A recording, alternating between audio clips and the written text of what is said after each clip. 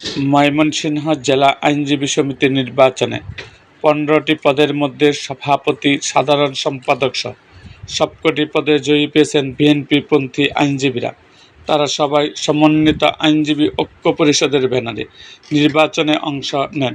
সভাপতি পদে মোহাম্মদ নুরুল হক এবং সাধারণ সম্পাদক পদে মমরুজুল হাসান বিজয়ী হন।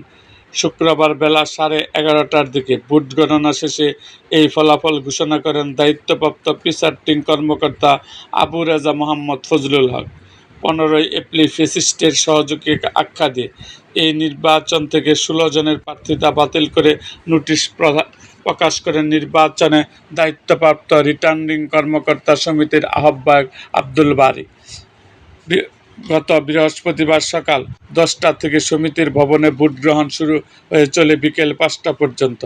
নির্বাচনে 1038 জন ভোটারের মধ্যে 840 জন আইনজীবী ভোট দেন। এরপর রাতভর ভোট গণনা শেষে আজ সকালে ঘোষিত ফলাফল সমন্বিত আইনজীবী ঐক্য পরিষদের সভাপতি প্রার্থী মোহাম্মদ নুরুল হক 597 ভোট পেয়ে সভাপতি নির্বাচিত হন।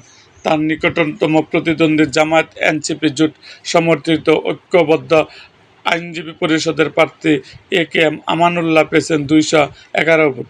সাধারণ সম্পাদক পদে সমন্বিত আইনজীবী ঐক্য পরিষদের মমরুজুল হাসান 732 ভোট পেয়ে নির্বাচিত হন।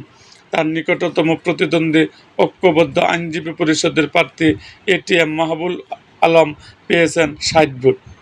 এছাড়া বিএনপিপন্থী আইনজীবী প্যানেলের বিজয়ী অন্য প্রার্থীরা হলেন সহসভাপতি পদে মীর এমরান আলী এবং একেএম মঈনুল হোসেন, সহসম্পাদক পদে সজীব সরকার, মোহাম্মদ আসাদুজ্জামান খান ও রাইসুল ইসলাম, অডিটর পদে মোহাম্মদ শরীফুল ইসলাম, কার্যকরী সদস্য পদে সাবিকুন নাহার, রিয়াদ এবং সাইদ, রেজাউল কিবরিয়া, মোহাম্মদ শাহিন আলম, জায়নবিল খলিল, মোহাম্মদ আলী ও সামির আল রশিদ বিপ্লব।